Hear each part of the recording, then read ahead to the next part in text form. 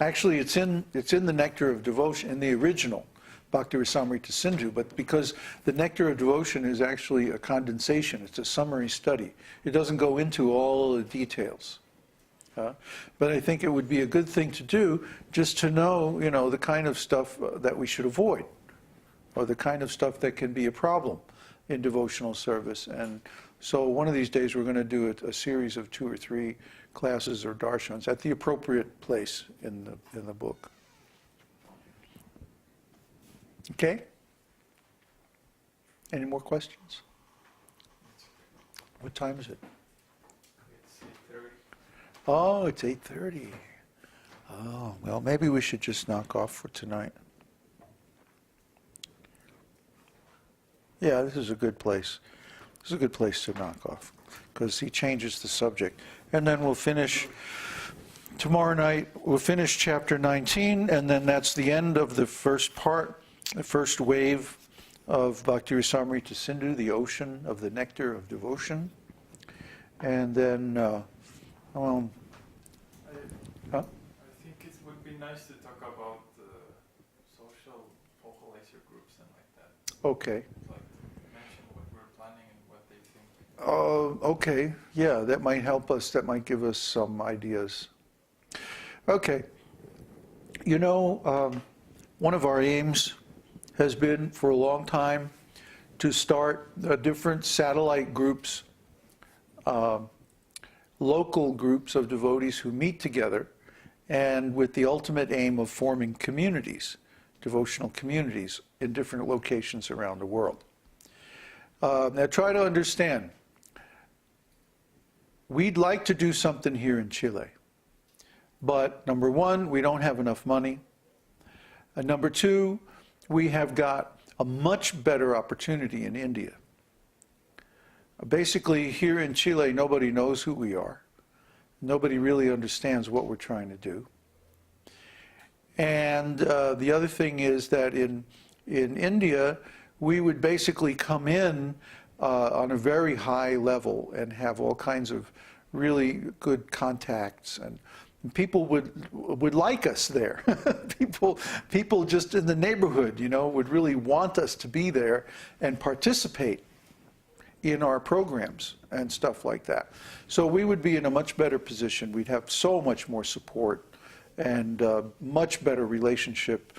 For example, in India, I can go to the biggest university, and I can go present a seminar or a talk to the faculty, not just the students, the faculty of a big university in India, just because of who I am. It's a whole different ball game than being here and people are going, you're what? Vaishnava? You're a what? You're the esoteric what? It's just unknown here, and we have such a huge hill to climb. And in the U.S., it's even worse.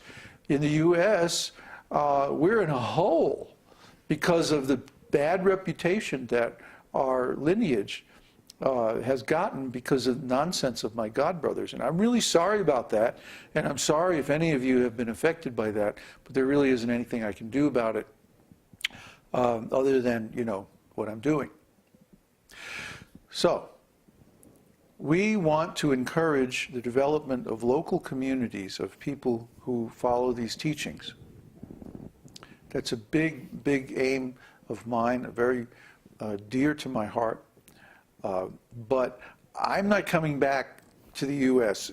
if I can avoid it. I am instead probably going to go to India and like that.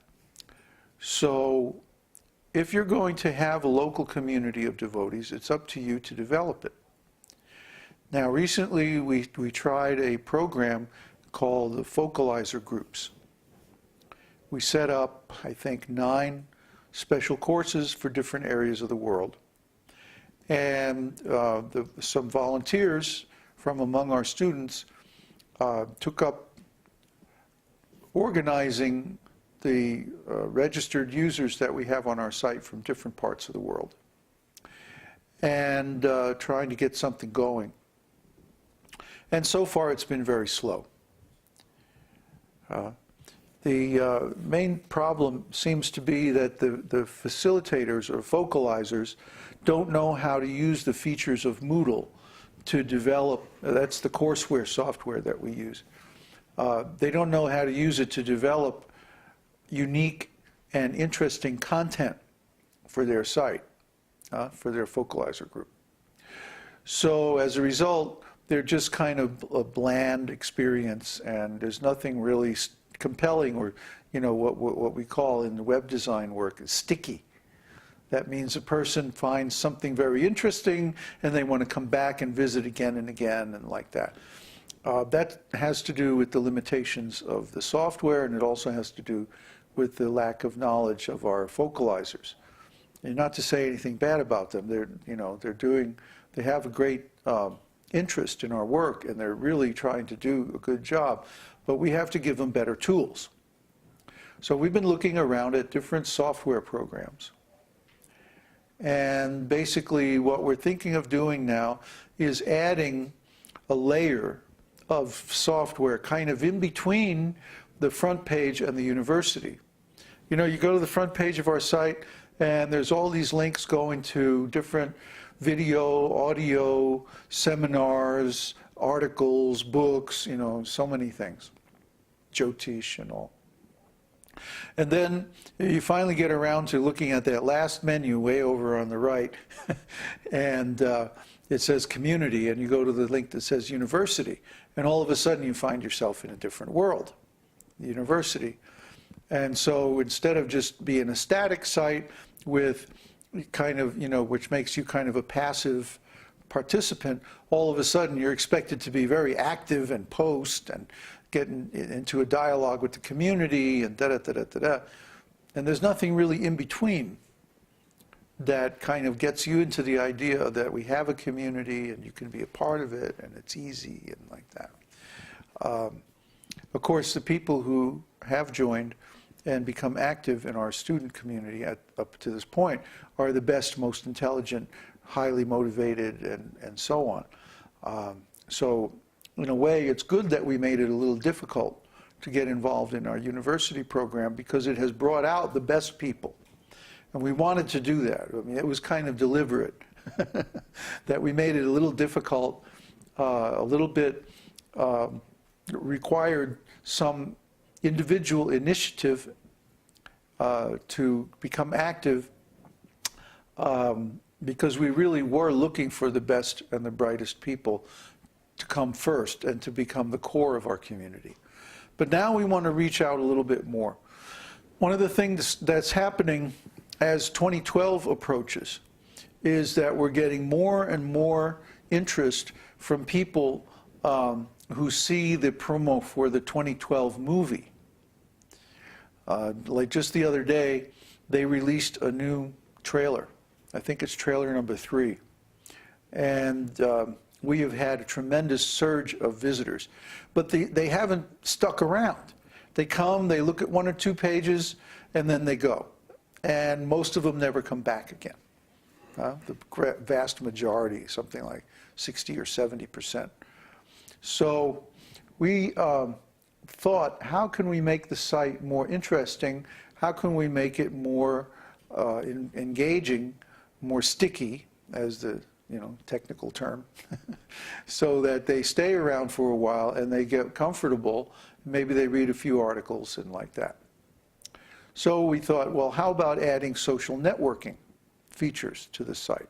And we've played around with a few things, like we played around with that shout box thing, and we played around with Google Friends and like that, and it wasn't very exciting. We tried adding comments to the pages, and basically nobody made any comments. It's like the nature of the site, the way it's set up, kind of, it's just a static site, and it's just got a bunch of material on it. So for those people who are motivated, who know that they're looking for a spiritual school, that was fine. But for people who are a little bit, like on a little bit lower level, it didn't work for them. And consequently, we're seeing a lot of people come and go. So we're thinking, well, we're getting all these visitors. Why don't we do something to keep them around, keep them interested? And so if we build up a user community, not on the level of the university, but on the level of like the casual visitors to the site. And it links with Facebook and all that stuff. You know, maybe we can keep some people, more of the visitors around. So this is going to be the next thing. And what did you want to find out exactly? If they like the idea or... If they like the idea? Oh, okay. Does anybody like the idea?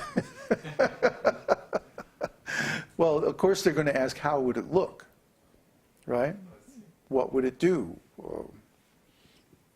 Well, if you could imagine the esoteric teaching, if you know, everybody has a Facebook or a MySpace page nowadays, even me. So